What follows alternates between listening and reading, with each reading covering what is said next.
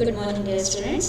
Last class ಅಲ್ಲಿ Einstein's photo electric effect ನೋಡಿದ್ವಿ, ಅದರದ್ದು ಎಕ್ಸ್ಪೆರಿಮೆಂಟಲ್ ಎಫೆಕ್ಟ್ಸ್ನ ನೋಡಿದ್ವಿ, ಸ್ಟಡಿ ಮಾಡಿದ್ವಿ ಅಲ್ವಾ.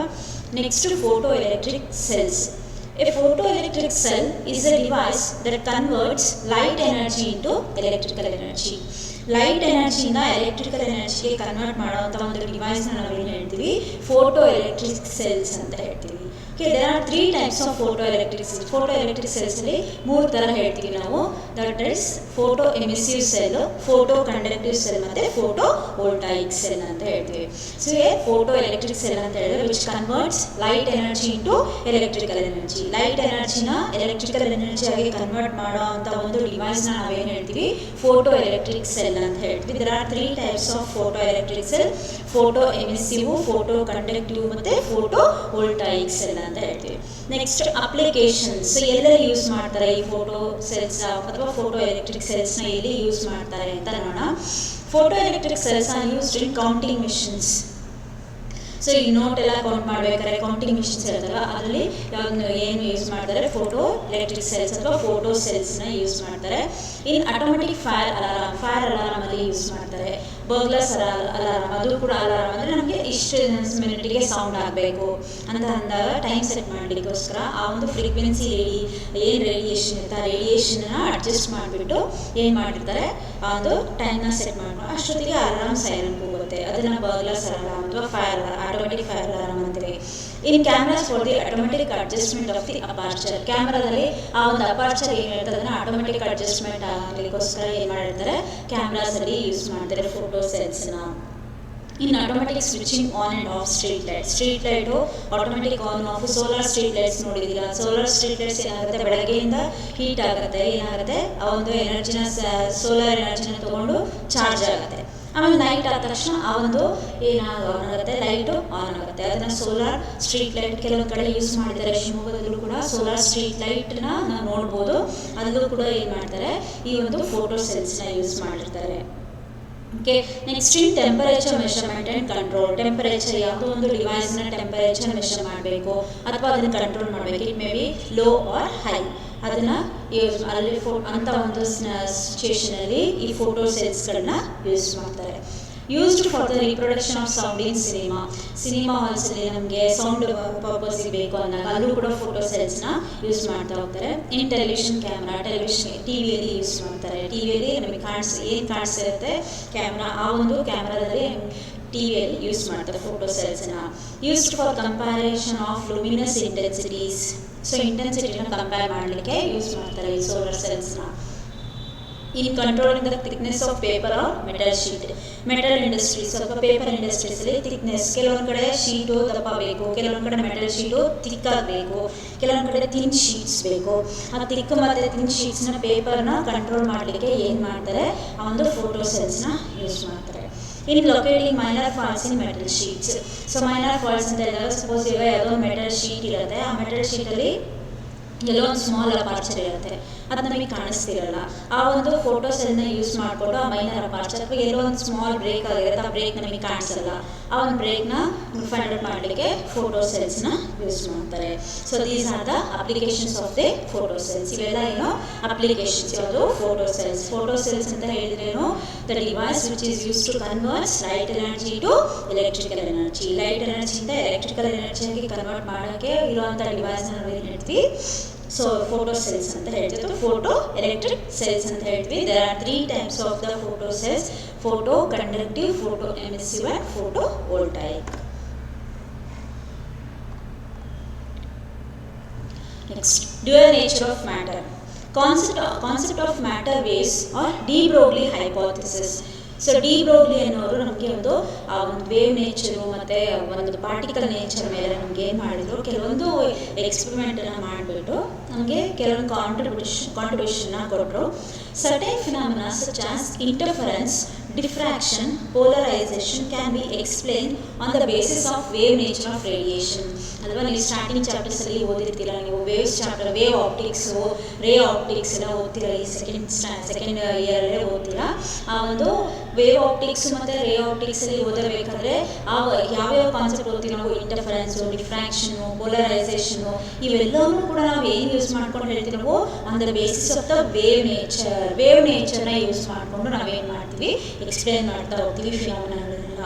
While some other phenomena such as photoelectric effect, ಮೇಲ್ಗಡೆ ನಾವು ಏನು ಓದಿದ್ವಿ, photoelectric effect ಓದಿದ್ವಿ, so that can be explained based on the particle nature. So particle ನೇಚರ್ನ ಓದಿದ್ವಿ ಅಲ್ವಾ, ಯಾಕಂದರೆ E is equal to h nu ಅಂತ ಹೇಳಿದಾಗ ಐನ್ಸ್ಟೈನ್ ಅವನು ಎಕ್ಸ್ಪ್ರೆಷನ್ ನಾವು ಬರೀತೀವಿ ಅಂತ ಹೇಳಿದ್ರೆ ನಾವು E is equal to h nu, planks constant ಹೆಚ್ಚು, E ಅಂತ ಹೇಳಿದ್ರೆ ಎನರ್ಜಿ, ನ್ಯೂ ಅಂತ ಹೇಳಿದ್ರೆ ಫ್ರೀಕ್ವೆನ್ಸಿ ಅಂತ ನಾವು ಏನು ಬರೀತೀವಿ. ಸೊ ಆ ಒಂದು ಫೋಟಾನ್ ಎಷ್ಟು ಎನರ್ಜಿನ ಎಮಿಟ್ ಮಾಡುತ್ತೆ, E is equal to h nu. Photon ಅಂತ ಹೇಳಿದ್ರೆ it's discrete packets of energy ಅಂತ ಹೇಳಿದ್ವಿ ಅಲ್ವಾ ನಾವು. ಅದೇ ಥರನೇ ಇನ್ನು ಮೇಲ್ಗಡೆ ಎಲ್ಲ ನಾವು ಪೂರ್ತಿ ವೇವ್ ನೇಚರ್ನ ಎಕ್ಸ್ಪ್ಲೇನ್ ಮಾಡ್ಕೊಳ್ತಾ ಬಂದ್ವಿ. ಯಾವುದನ್ನ ಫೋಟೋ ಎಲೆಕ್ಟ್ರಿಕ್ ಎಫೆಕ್ಟ್ ಇರ್ಬೋದು, ಇನ್ನೂ ಕೆಲವೊಂದು ಕಾನ್ಸೆಪ್ಟ್ಸು, ಕಾಂಪ್ಟರ್ ಎಫೆಕ್ಟು, ಇವೆಲ್ಲ ಏನು ಮಾಡ್ತೀವಿ ನಾವು ವೇವ್ ನೇಚರ್ ಪಾರ್ಟಿಕಲ್ ನೇಚರ್ನ ಯೂಸ್ ಮಾಡಿಕೊಂಡು ಎಕ್ಸ್ಪ್ಲೇನ್ ಮಾಡ್ತಾ ಹೋಗ್ತೀವಿ. Thus, radiation has dual nature or wave nature duality, that is radiation behaves as waves in some times and in other times it behaves as particle.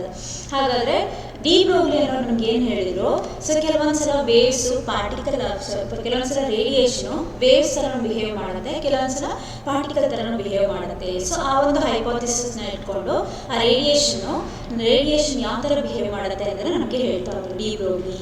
So de Broglie in 1924 argued that like radiation wave nature, ನಾವೀಗ wave nature ಮತ್ತು particle nature ಎರಡೂ ಇದೆ ಅಂತ ಹೇಳಿ ನಾವು ಹೇಳಿದ್ವಿ. ಇಲ್ಲಿ ಇಂಟರ್ಫರೆನ್ಸು, ಡಿಫ್ರಾಕ್ಷನು, ಪೋಲರೈಸೇಷನು, ಇಲ್ಲಿ ವೇವ್ ನೇಚರ್ನ ಎಕ್ಸಿಬಿಟ್ ಮಾಡ್ತು.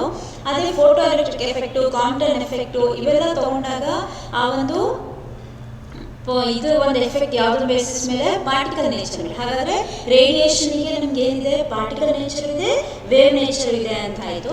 ಅದನ್ನೇ ಆರ್ಗ್ಯುಮೆಂಟ್ನ ತೊಗೊಂಡ್ಬಿಟ್ಟು ಡಿ ಬ್ರೋಗ್ಲಿ ಏನು ಮಾಡಿದ್ರು, ಒಂದು ಯಾವುದೋ ಒಂದು ಮ್ಯಾಟರ್ ಇದೆ ಅಂತ ಹೇಳಿದಾಗ ಆ ಮ್ಯಾಟರು ಕೂಡ ಡ್ಯುಯಲ್ ನೇಚರ್ನ ಪ್ರೊಸೆಸ್ ಮಾಡುತ್ತೆ ಅಂತ ಹೇಳ್ತಾ ಹೋದ್ರು. ಸೊ ಡ್ಯುಯಲ್ ನೇಚರ್ನ ಪ್ರೊಸೆಸ್ ಮಾಡಿದೆ ಅಂದಾಗ ಈ propose the particles such as electrons and other material objects have wave like properties. So wave like properties ಇದೆ ಅಂತಲೂ ಕೂಡ ಏನು ಹೇಳಿದ್ರು ಅವರು, ಒಂದು ಹೈಪೋಥಿಸಿಸ್ನ ಕೊಟ್ಟರು. The wave associated with the material particles in motion are called matter waves ಅಂತ ಹೇಳ್ತೀವಿ, ಆರ್ ಡಿ ಬ್ರೋಗ್ಲಿ ವೇವ್ಸ್ ಅಂತ ಹೇಳ್ತೀವಿ. The waves associated with the material particles. So ಹಿಂಗೆ ವೇವ್ ಹೋಗ್ತಿದೆ ಅಂತ ಹೇಳಿದಾಗ ಆ ವೇವ್ ಜೊತೆ ಮೆಟೀರಿಯಲ್ ಪಾರ್ಟಿಕಲ್ಸು ಕೂಡ ಹೋಗುತ್ತೆ ಅಂತ ಹೇಳಿದಾಗ ಅದನ್ನು ಏನು ಹೇಳ್ತೀವಿ ನಾವು, ಮ್ಯಾಟರ್ ವೇವ್ಸ್ ಅಥವಾ ಡಿ ಬ್ರೋಗ್ಲಿ ವೇವ್ಸ್ ಅಂತ ಹೇಳ್ತೀವಿ ನಾವು.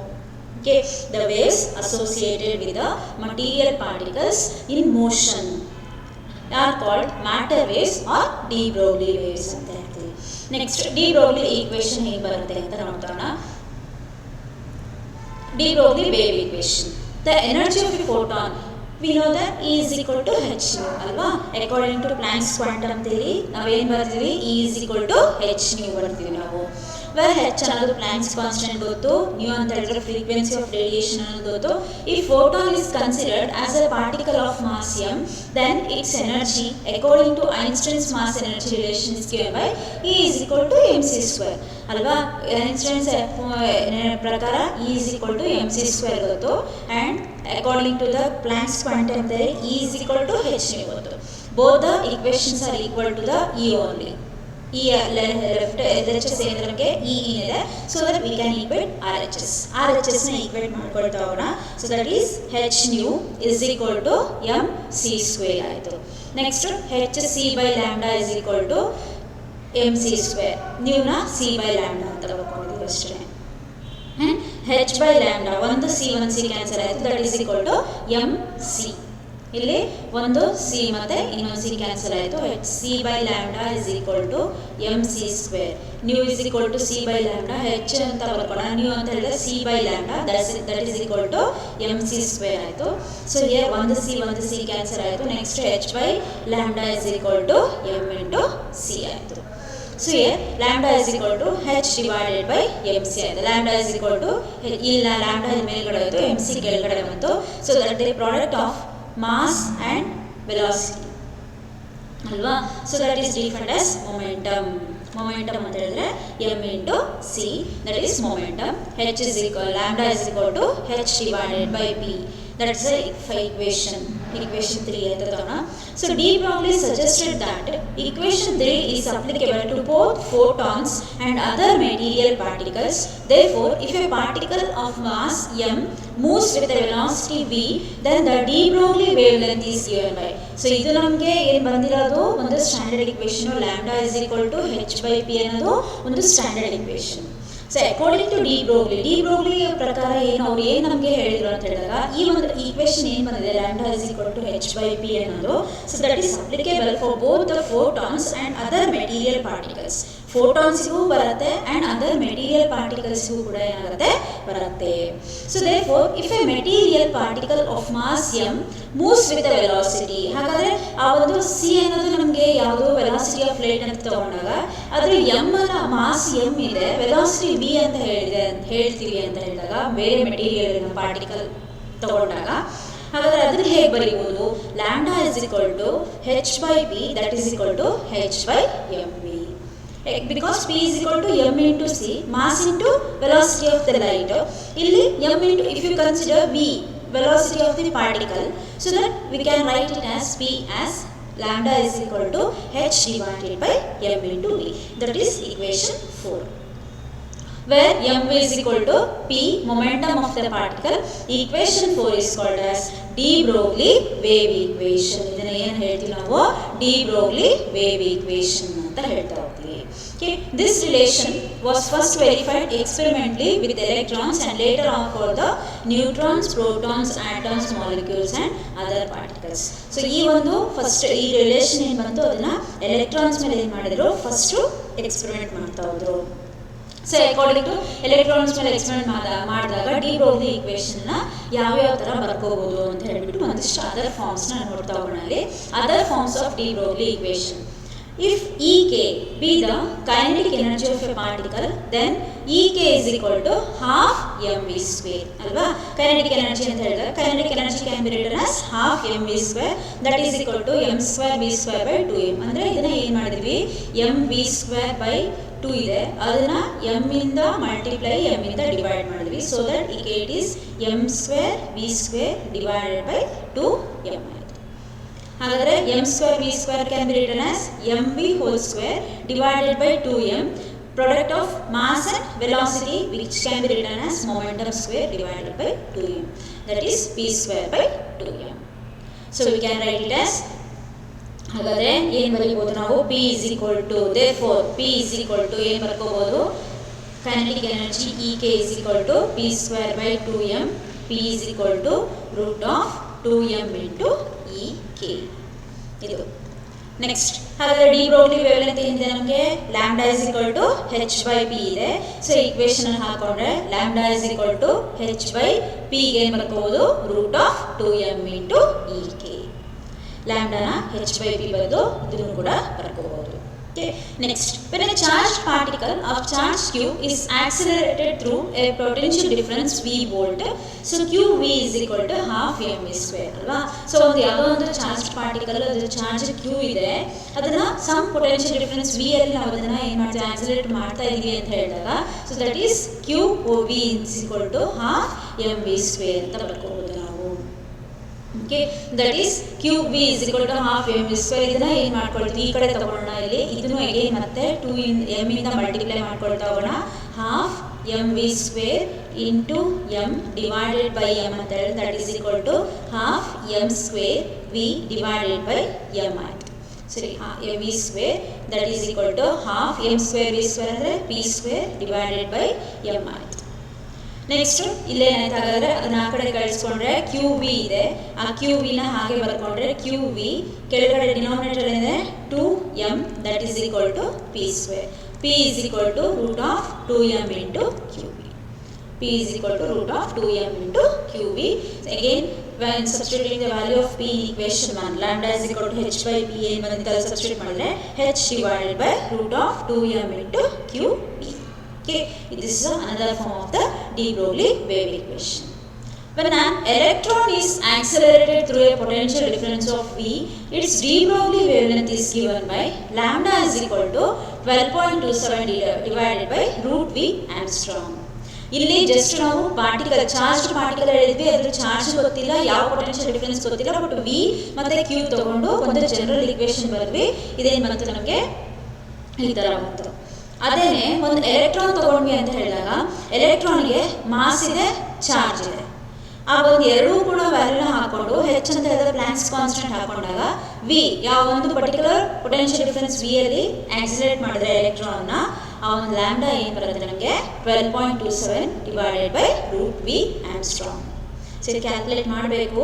ಎಲೆಕ್ಟ್ರಾನಿನ ಮಾಸ್ ಮತ್ತು ಎಲೆಕ್ಟ್ರಾನಿನ ಚಾರ್ಜ್ ಹಾಕೊಂಡು ಪ್ಲಾಂಕ್ಸ್ ಕಾನ್ಸ್ಟೆಂಟ್ ಹಾಕೊಂಡು 12.27 ಡಿವೈಡೆಡ್ ಬೈ ರೂಟ್ ವಿ ಬರುತ್ತಾ ಅಂತ ಹೇಳ್ಬಿಟ್ಟು ಕ್ಯಾಲ್ಕುಲೇಟ್ ಮಾಡಿ ನೋಡಬೇಕು ನೀವು, ಆಯಿತಾ. So here are some note. Microscopic particles like electrons, protons have very small masses and can be accelerated to high velocity so that lambda is equal to h by mv is measurable and their wave-like properties can be observed experimentally. So microscopic particles, electrons ಮತ್ತೆ protons ಏನಿದೆ ಅವಕ್ಕೆಲ್ಲ masses very small ಇರುತ್ತೆ, so that accelerate ಮಾಡಬಹುದು ಅದನ್ನ high velocity ಗೆ. So ಅವಾಗ lambda is equal to h by ಅದ್ರ wavelength ಕೂಡ ನಾವು ಏನು ಮಾಡಬಹುದು, we can calculate, measurable. Okay. Next, macroscopic particles such as moving objects which we observe in our daily life have large masses ಅಲ್ವಾ. macroscopic particles ಅಂತ ಹೇಳಿದ್ರೆ masses ಜಾಸ್ತಿ ಇರೋದು, ಮಾಸ್ ಜಾಸ್ತಿ ಇರುವಂಥ ಪಾರ್ಟಿಕಲ್ಸು, ಅವುಗಳನ್ನ ಆಕ್ಸಿಲರೇಟ್ ಮಾಡ್ಲಿಕ್ಕೆ ಆಗಲ್ಲ ಹೈ ವೆಲಾಸಿಟೀಸ್ ಅಲ್ಲಿ. ಸೊ ದಟ್ ಲ್ಯಾಂಬ್ಡಾ ವೇವ್ಲೆಂತ್ ಏನಿರುತ್ತೆ ಅದು ಕೂಡ ಸ್ಮಾಲ್ ಬರೋದ್ರಿಂದ ಅದನ್ನ ಮೆಷರ್ ಮಾಡಲಿಕ್ಕೆ ಆಗಲ್ಲ. Hence de Broglie waves cannot be observed in daily experiences. Daily experiences ಅಲ್ಲಿ ನಾವು de Broglie wavelength ನ ನೋಡ್ಲಿಕ್ಕೆ ಆಗೋದಿಲ್ಲ. Lighter the particle, greater it is de Broglie wavelength. So according to the lambda is equal to h by mv ಅಂದ್ರೆ wavelength ಯಾವಾಗ ಜಾಸ್ತಿ ಇರುತ್ತೆ, when the mass is too small. Mass small, ಯಾಕೆ ಇಲ್ಲೇ ನೋಡ್ಬೋದು inversely proportion. So lighter the particle, mass ಕಡಿಮೆ ಇತ್ತು ಅಂದರೆ ವೇವ್ಲೆಂತ್ ಏನಾಯ್ತದೆ ಜಾಸ್ತಿ ಇರುತ್ತೆ. Faster the particle moves smaller it it's de Broglie wavelength ಅಲ್ವಾ, ಯಾಕಂದರೆ ವೆಲಾಸಿಟಿ ಜಾಸ್ತಿ ಇರ್ತಂದರೆ ಡಿ ಬ್ರೋಗ್ಲಿ ವೇವ್ಲೆಂತ್ ಏನಾಗುತ್ತೆ ಕಡಿಮೆ ಇರುತ್ತೆ. De Broglie wavelength of a particle is independent of the charge or nature of the particle. So it doesn't depend upon the charge, whatever be the charge. Charge ಮೇಲೆ depend ಆಗಿದ್ರೆ nature of the particle.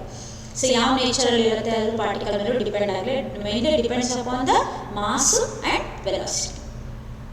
Okay, the matter waves are not electromagnetic in nature. Magnetic ಆಗಿ ಇರೋದಿಲ್ಲ ನೇಚರಲ್ಲಿ. Velocity of matter waves is not a constant but depends on the velocity of the particle. So here the velocity of the matter waves na velocity is constant alla, but it depends on the velocity of the particle velocity mele depend agutte. So particle fast hogodre idra velocity kuda enagutte jaasti agutte. So like that velocity of the matter waves is not constant but it depends upon the velocity of the particle. Next here is one experiment, ಡೇವಿಸನ್ and ಜರ್ಮರ್ experiment ಅಂತ ಹೇಳ್ತೀವಿ ನಾವು. So wave ನೇಚರ್ನ ನಾವು ನೋಡಬೇಕಾದ್ರೆ ಈ ಒಂದು basic ಎಕ್ಸ್ಪೆರಿಮೆಂಟನ್ನು explain ಮಾಡಿಕೊಂಡು ಹೇಳ್ತಾ ಹೋಗ್ತಾರೆ ಡೇವಿಸನ್ ಮತ್ತು ಜರ್ಮರ್ ಅನ್ನೋರು. So the wave nature of electron was first experimentally verified by C.J. Davisson and L.H. Germer in 1927. Wave ನೇಚರ್ನ ಫಸ್ಟ್ ಎಕ್ಸ್ಪೆರಿಮೆಂಟಲ್ ಆಗಿ ಹೇಳಿರೋದು ಯಾರು ನಮಗೆ, ಡೇವಿಸನ್ ಮತ್ತು ಜರ್ಮರ್. ಸೊ ಅವರೊಂದು ನಮ್ಗೆ ಈ ಥರ ಒಂದು ಐಡಿಯಾ ಕೊಟ್ಟರು, ಹೀಗೆ ವೇವ್ ನೇಚರ್ ಬರ್ತಿದೆ ಅಂತ ಹೇಳಿದಾಗ ಆ ವೇವ್ ನೇಚರ್ನ ನಾವು ಈ ಥರ ಫಿಲಮೆಂಟ್ನ ಯೂಸ್ ಮಾಡಿಕೊಂಡು ಈ ಥರ ಒಂದು ಇದನ್ನು ಏನು ಒಂದು ರೊಟೇಟಬಲ್ ಡಿಟೆಕ್ಟರ್ ಅಂತ ಹೇಳ್ತೀವಿ ಅದನ್ನು ಯೂಸ್ ಮಾಡಿಕೊಂಡು ನಾವೇನು ಮಾಡಿದ್ವಿ, ಒಂದು ಎಕ್ಸ್ಪೆರಿಮೆಂಟ ಮಾಡಿದ್ವಿ ಅಂತ ಹೇಳಿ ಒಂದು ಹೈಪೋಥಿಸಿಸ್ನ ಕೊಟ್ಟರು. ಸೊ ಆ ಒಂದು ಎಕ್ಸ್ಪೆರಿಮೆಂಟ್ನ ನಾವಿಲ್ಲಿ ನೋಡ್ತಾ ಹೋಗ್ತೀವಿ ಇಲ್ಲಿ. So the basis of the experiment was that since the wavelength of the electron is of the order spacing of atoms of A crystal, a beam of electrons shows diffraction effects when incident on a crystal. Electron ಬೀಮ್ನ ಏನು ಮಾಡ್ತಾರೆ, ಇಲ್ಲೊಂದು filament ಇದೆ ಅಲ್ವಾ, ಈ ಫಿಲಮೆಂಟಿಂದ electron ಬೀಮ್ನ ಇಲ್ಲಿ pass ಮಾಡ್ತಾ ಹೋಗ್ತಾರೆ. Okay, next electron beam nickel crystal ಮೇಲೆ ಬಿದ್ದಾಗ some of the electrons get scattered ಆಗ್ತಾ ಹೋಯಿತು. ಕೆಲವೊಂದು ಏನಾಯಿತು, ಹೈ ವೆಲಾಸಿಟಿ ಇರುವಂಥದ್ದು ಸ್ಕ್ಯಾಟರ್ಡ್ ಆಗಿ ಬೇರೆ ಬೇರೆ ದಿಕ್ಕಲ್ಲಿ ಹೋಯಿತು. ಇನ್ನು ಕೆಲವೊಂದು ಏನಾಯಿತು, ಕೆಲವೊಂದು ಈ ಕಡೆ ಆಯಿತು, ಕಡಿಮೆ ಇಲ್ಲ. ಸೊ ಒಂದು ಈ ಒಂದು ರೊಟೇಟಬಲ್ ಡಿಟೆಕ್ಟರ್ ಅಂತ ಇರುತ್ತೆ. ಆ ರೊಟೇಟಬಲ್ ಡಿಟೆಕ್ಟರು ಸ್ಕ್ಯಾಟರ್ ಆಗಿರುವಂಥ ಎಲ್ಲ ಎಲೆಕ್ಟ್ರಾನ್ಗಳನ್ನು ಏನು ಮಾಡ್ತಾ ಹೋಗುತ್ತೆ, ಅದು ಕ್ಯಾಚ್ ಮಾಡಿಕೊಂಡು ಯಾವ ಆ್ಯಂಗಲಲ್ಲಿ ಸ್ಕ್ಯಾಟರ್ ಆಗಿದೆ, ಈ ಎಲೆಕ್ಟ್ರಾನು ಈ ಆ್ಯಂಗಲಲ್ಲಿ ಸ್ಕ್ಯಾಟರ್ ಆಯಿತು ಅಂತ ಹೇಳ್ಬಿಟ್ಟು ಮಾರ್ಕ್ ಮಾಡ್ಕೊಳ್ತಾ ಹೋಗುತ್ತೆ. So that is recorded by the ಗೆಲ್ವಾನೋಮೀಟರಲ್ಲಿ ರೆಕಾರ್ಡ್ ಆಗ್ತಾ ಇತ್ತು. So it's a simple experiment, ಅದನ್ನು ನೋಡ್ತಾ ಹೋಗೋಣ ಕನ್ಸ್ಟ್ರಕ್ಷನ್ಸ್ ಏನಿದೆ ಅಂತ ಹೇಳಿ. The experimental arrangement used by Germer and Davisson and Germer is schematically shown in figure. Diagram ನೋಡ್ತಾ ಇದ್ದೀರಾ, ಹೈ ಟೆನ್ಷನ್ ಬ್ಯಾಟ್ರಿ, ಇದು filament, anode, electron beam, nickel target, ಇದು movable detector collector, galvanometer connect ಮಾಡಿರೋದು. ಇದು electron beam ಹೋಗ್ತಾ ಇರೋದು. ಇದು this is electron gun. Okay, ಇದು ಡಿಫ್ರಾಕ್ಟೆಡ್, ಒಂದು ವ್ಯಾಕ್ಯೂಮ್ ಚೇಂಬರಲ್ಲಿ ಇಟ್ಟಿದ್ದಾರೆ ಅದನ್ನು. So the electrons from hot filament F are accelerated to a desired velocity. ಇಲ್ಲಿಂದ ಒಂದು ಹಾಟ್ ಫಿಲಮೆಂಟಲ್ಲಿ ಎಲೆಕ್ಟ್ರಾನ್ನ ಏನು ಮಾಡ್ತಾ ಇದ್ದಾರೆ, ಹೊರಗಡೆ ಏನು ಮಾಡ್ತಾರೆ, ಕಳಿಸ್ತಾ ಇದ್ದಾರೆ. ಸೊ ಒಂದು ಡಿಸೈರ್ಡ್ ವೆಲಾಸಿಟಿಯಲ್ಲಿ ಅದನ್ನು ಕಳಿಸ್ತಾರೆ. Applying suitable voltage from high voltage power supply. High tension battery ತೊಗೊಂಡಿದ್ದೀವಿ ನಾವಿಲ್ಲಿ. ಹೈ ಟೆನ್ಷನ್ ಬ್ಯಾಟ್ರಿಯಿಂದ ಕನೆಕ್ಟ್ ಮಾಡಿಕೊಂಡು ಫಿಲಮೆಂಟಿಂದ ಎಲೆಕ್ಟ್ರಾನ್ ಬೀಮ್ನ ಪಾಸ್ ಮಾಡ್ತಾ ಇದ್ದೀವಿ. They are made to pass through a cylinder with fine holes along its axis. So ಇದೊಂದು ಏನಿದೆ, ಒಂದು ಸಿಲಿಂಡರ್ಲಿ ಏನಾಗ್ತಿದೆ, ಹೋಗ್ತಾ ಇದೆ, ಸಿಲಿಂಡರ್ ಮಧ್ಯೆ ಹೋಗ್ತಾ ಇದೆ ಒಂದು. Producing a fine collimated beam. ಈ ಒಂದು ಫೈನ್ ಕಾಲಿಮೇಟೆಡ್ ಬೀಮು ಹೋಯ್ತು. ಹಿಂಗೆ ಫೈನ್ ಕಾಲಿಮೇಟೆಡ್ ಬೀಮ್ ಅಂದರೆ ಒಂದು ಶಾರ್ಪ್ ಬೀಮು ಹೋಗ್ತಾ ಇದೆ ಅಂತ ಹೇಳ್ಬಿಟ್ಟು. The beam is made to follow the surface of the nickel crystal. ಈ ಒಂದು ನಿಕೆಲ್ ಕ್ರಿಸ್ಟಲ್ ಏನಿರುತ್ತೆ, ನಿಕೆಲ್ ಕ್ರಿಸ್ಟಲ್ನ ಏನು ಮಾಡಿರ್ತಾರೆ, ಇಲ್ಲಿ ಕನೆಕ್ಟ್ ಮಾಡಿರ್ತಾರೆ. ಆ ನಿಕೆಲ್ ಕ್ರಿಸ್ಟಲ್ ಮೇಲೆ ಬಿದ್ದಾಗ the electrons are scattered in all the direction by the atoms of the crystal. ಈ ಎಲೆಕ್ಟ್ರಾನ್ಸ್ ಏನು ಬಂದು ಎಲೆಕ್ಟ್ರಾನ್ ಗನ್ನಿಂದ ಬಂತು, ಬೀಮ್ ಬಂತು, ನಿಕೆಲ್ ಕ್ರಿಸ್ಟಲ್ಗೆ ಹೊಡೆದಾಗ ಡಿಫ್ರೆಂಟ್ ಇದರಲ್ಲಿ ಡೈರೆಕ್ಷನಲ್ಲಿ ಏನಾಗ್ತಾ ಇತ್ತು, ಸ್ಕ್ಯಾಟರ್ ಆಗ್ತಾ ಇತ್ತು. ಹಿಂಗೆ ಇದೆ ಅಂತ ಹೇಳಿದಾಗ ಡಿಫ್ರೆಂಟ್ ಡೈರೆಕ್ಷನಲ್ಲಿ ಸ್ಕ್ಯಾಟರ್ ಆಗ್ತಾ ಇತ್ತು. ಸೊ ಒಂದೇ ಡೈರೆಕ್ಷನಲ್ಲಿ ಸ್ಕ್ಯಾಟರ್ ಆಗಲಿಲ್ಲ. ಅದು ಆ ಒಂದು ಡೈರೆಕ್ಷನ್ ಸ್ಕ್ಯಾಟರ್ ಆದಾಗ ಏನಾಯಿತು, ಒಂದು ಇಲ್ಲೇ ಮೂವಬಲ್ ಡಿಟೆಕ್ಟರ್ ಮೂವ್ ಆಗ್ತಾ ಇರುತ್ತೆ, ಹೀಗೆ ಮೂವ್ ಆಗ್ತಾ ಇರಬೇಕಾದ್ರೆ ಇಲ್ಲೇನಾಯಿತು, ಇಲ್ಲಿಂದ ಬಂದಿರೋಂಥ ಒಂದು ಎಲೆಕ್ಟ್ರಾನ್ನ ಈ ಒಂದು ಆ್ಯಂಗಲಲ್ಲಿ ಸ್ಕ್ಯಾಟರ್ ಆಯಿತು ಅಂತ ಹೇಳ್ಬಿಟ್ಟು ಡಿಟೆಕ್ಟ್ ಮಾಡಿ ಗ್ಯಾಲ್ವಾನೋಮೀಟರಲ್ಲಿ ಡಿಫ್ಲೆಕ್ಷನ್ ತೋರಿಸುತ್ತೆ. ನೆಕ್ಸ್ಟ್ ಇಲ್ಲಿ ಯಾವುದೋ ಒಂದು ನೆಕ್ಸ್ಟ್ ಇಲ್ಲಿ ಬಂದಿರೋಂಥ ಒಂದು ಎಲೆಕ್ಟ್ರಾನ್ ಬೀಮ್ನ ತೊಗೊಳುತ್ತೆ, ಅದನ್ನ ಏನು ಮಾಡುತ್ತೆ, ಸ್ಕ್ಯಾಟರ್ ಆಗಿರೋಂಥ ಆ್ಯಂಗಲನ್ನು ಡಿಟೆಕ್ಟ್ ಮಾಡಿ ಗ್ಯಾಲ್ವಾನೋಮೀಟರ್ಗೆ ಕೊಡುತ್ತೆ. ನೆಕ್ಸ್ಟ್ ಇಲ್ಲಿ ಒಂದು ಸೊ ಲೈಕ್ ದಿಸ್. ಈ ಥರ ಏನಾಯಿತು, ಈ ಡಿಟೆಕ್ಟರು ಹೀಗೆ ಮೂವಬಲ್ ಕಲೆಕ್ಟರ್ ಎಲೆಕ್ಟ್ರಾನ್ಸ್ನ ಕಲೆಕ್ಟ್ ಮಾಡಿಕೊಂಡು ಡಿಟೆಕ್ಟ್ ಮಾಡಿಬಿಟ್ಟು ಅದನ್ನು ಗ್ಯಾಲ್ವಾನೋಮೀಟರ್ಗೆ ತೋರಿಸ್ತಾ ಹೋಗುತ್ತೆ. ಗ್ಯಾಲ್ವಾನೋಮೀಟರ್ಗೆ ಡಿಫ್ಲೆಕ್ಷನ್ ಗೊತ್ತಾಗಿ ಯಾವ ಆ್ಯಂಗಲಲ್ಲಿ ಸ್ಕ್ಯಾಟರ್ ಆಯಿತು ಅಂತ ಹೇಳ್ಬಿಟ್ಟು ಗೊತ್ತಾಗುತ್ತೆ ನಮಗೆ. That is the electrons are scattered in all the direction by the atoms of crystal. The intensity of electron beam scattered in a given direction is measured by the electron detector or collector. ಇದನ್ನು electron detector ಅಥವಾ collector ಅಂತ ಹೇಳ್ತೀವಿ. ಅಲ್ಲಿ collect ಆಗ್ತಾ ಹೋಗುತ್ತೆ.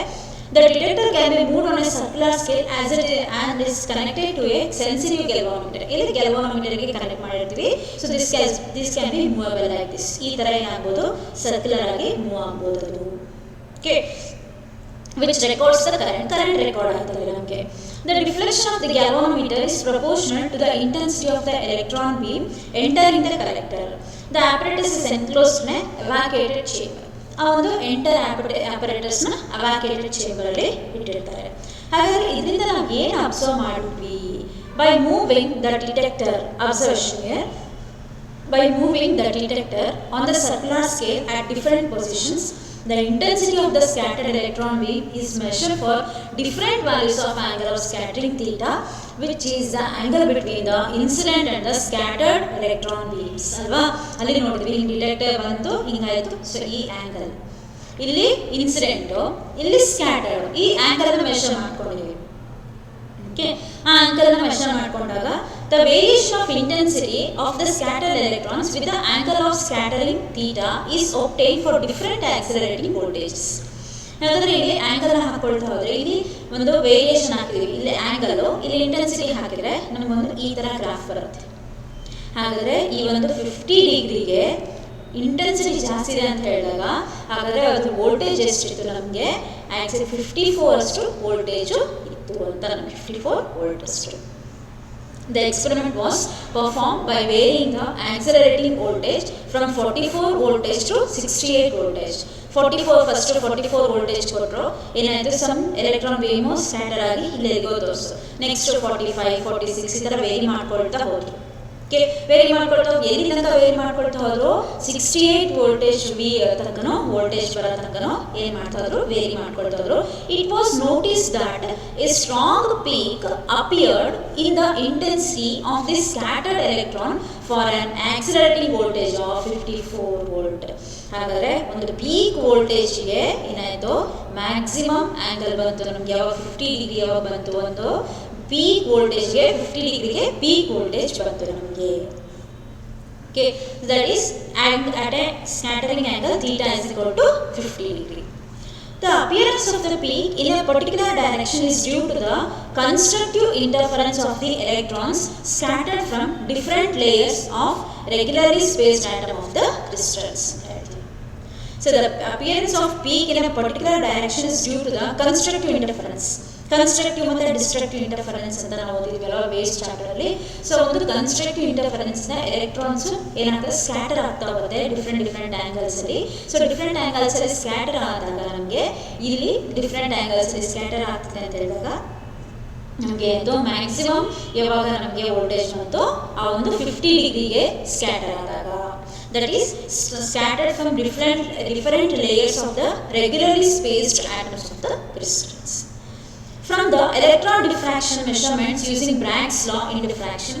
So Bragg's law use ಮಾಡಿ ಬರೆದ್ರೆ the wavelength of the matter is found to be 1.65 Armstrong ಅಂತ ಹೇಳ್ತೀವಿ. Bragg's law ಯೂಸ್ ಮಾಡಿ ಬರೆದ್ರೆ, Bragg's law ವೇವ್ ಆಪ್ಟಿಕ್ಸಲ್ಲಿ ಓದ್ತೀರಾ ನೀವು. ಸೊ Bragg's law ಯೂಸ್ ಮಾಡ್ಕೊಂಡು ಬರೆದಾಗ ವೇವ್ಲೆಂತ್ ಏನು ಹೇಳ್ತೀವಿ ನಾವು ಎಷ್ಟು ಬಂದಿತ್ತು ನಮಗೆ ಫಸ್ಟು 1.65 ಆಮ್ಸ್ಟ್ರಾಂಗ್ ಬಂದಿತ್ತು ನಮಗೆ. ಹಾಗಾದರೆ ಈ ಡಿ ಬ್ರೋಗ್ಲಿ ವೇವ್ ಲೆಂತ್ನ ನಾವು ಕೂಡ ಅಷ್ಟೇ ಬರುತ್ತಾ ಅಂತ ಹೇಳ್ಬಿಟ್ಟು ಏನು ಮಾಡ್ತೀವಿ ನಾವು ಎಕ್ಸ್ಪೆರಿಮೆಂಟ್ ಮೂಲಕ ಮಾಡಿ ನೋಡ್ತೀವಿ. The de Broglie wavelength lambda associated with electrons.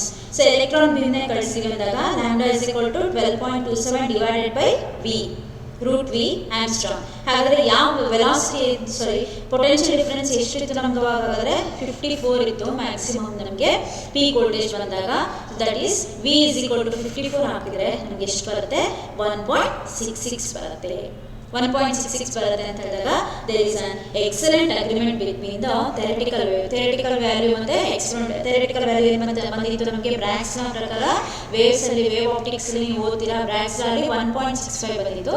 But ಇಲ್ಲಿ ಬಂದಿರೋಂಥದ್ದು ಏನು ನಮಗೆ 1.66 ಬಂದಿದೆ. ಹಾಗಾದರೆ 1.65 is equal to 1.66 nearly equal to 1.66 ಅಲ್ವಾ. Thus, there is an excellent agreement between the theoretical value and the experimental obtained value of de Broglie wavelength. Andalva, Davison-German experiment thus striking confirms the wave nature of electrons and the de Broglie wavelength. Andalva, Davison-German experiment ಏನು prove ಮಾಡ್ತು? It proves the wave nature of the electrons. Electrons ನ wave nature ನ prove ಮಾಡ್ತಾ ಹೋಗ್ತದೆ. ಹಾಗಾದರೆ uses this theory is used in the design of electron microscope. Electron ಮೈಕ್ರೋಸ್ಕೋಪ್ನ design ಮಾಡಲಿಕ್ಕೆ use ಮಾಡ್ತಾರೆ ಈ ಥಿಯರಿನ, which is greater improvement with higher resolution over the optical microscope. Optical ಮಾಮೂಲಿ ಮೈಕ್ರೋಸ್ಕೋಪ್ಗಿಂತ ಎಲೆಕ್ಟ್ರಾನ್ ಮೈಕ್ರೋಸ್ಕೋಪನ್ನ ಯೂಸ್ ಮಾಡಲಿಕ್ಕೆ ನಮಗೆ ಡಿಸೈನ್ ಮಾಡಲಿಕ್ಕೆ ಈ ಒಂದು ಡಿ ಬ್ರೋಗ್ಲಿ ಏನು ಕೊಟ್ಟಿದ್ದಾರೆ ನಮಗೆ ಒಂದು ಡೇವಿಸನ್ ಮತ್ತು ಜರ್ಮರು ಆ ಒಂದು ಇದನ್ನ ಯೂಸ್ ಮಾಡ್ತಾರೆ, ಈ ಥಿಯರಿನ ಯೂಸ್ ಮಾಡ್ಕೊಂಡಿದ್ದಾರೆ. More recently, in 1989, the wave nature of a beam of electrons was experimentally demonstrated in a double-slit experiment similar to the term that used for the wave nature of light. Also, in an experiment in 1994, interference fringes were obtained with beams of iodine molecules which are about 1,000,000 times or more massive than electrons. So double slit experiment ಅಂತ ನೋಡ್ತೀವಿ ನಾವು, Young's double slit experiment ಅಂತೇಳಿ. ಆ ಒಂದು ರೀಸೆಂಟಾಗಿ ಇದರಲ್ಲೂ ಕೂಡ wave ನೇಚರ್ನ ಏನು ಮಾಡಿದ್ರು ನಮಗೆ ವೇವ್ ನೇಚರ್ನ ಪ್ರೂವ್ ಮಾಡ್ತಾ ಹೋದ್ರು. So that is about the dual nature of the radiation and matter. So ಇವತ್ತು ಯಾವುದು ವೇವ್ ನೇಚರ್ನ ನೋಡಿದ್ವಿ ಅಲ್ಲ ನಾವು, ಡಿ ಬ್ರೋಗ್ಲಿ ಹೈಪೋಥಿಸಿಸ್ ನೋಡಿದ್ವಿ, ಡೇವಿಸನ್ ಮತ್ತು ಜರ್ಮರ್ ಎಕ್ಸ್ಪೆರಿಮೆಂಟ್ನ ನೋಡ್ತಾ ಹೋದ್ವಿ. ಡೇವಿಸನ್ ಮತ್ತು ಜರ್ಮರ್ ಎಕ್ಸ್ಪೆರಿಮೆಂಟ್ ಅಂತ ಹೇಳಿದ್ರೆ it is a experiment to demonstrate the wave ನೇಚರ್ನ ಪ್ರೂವ್ ಮಾಡಲಿಕ್ಕೆ ಇರುವಂಥದ್ದು ಎಕ್ಸ್ಪೆರಿಮೆಂಟು. ಓಕೆ, ಇಷ್ಟು ಡ್ಯುಯಲ್ ನೇಚರ್ನ concept, dual nature of radiation ಮ್ಯಾಟರ್ನ ಕಾನ್ಸೆಪ್ಟು. ಏನು ನೆಕ್ಸ್ಟ್ ಕ್ಲಾಸಲ್ಲಿ ಉಳಿಕೆ ಅದನ್ನು ಚಾಪ್ಟರ್ನ ಸ್ಟಡಿ ಮಾಡೋಣ. Okay, thank you.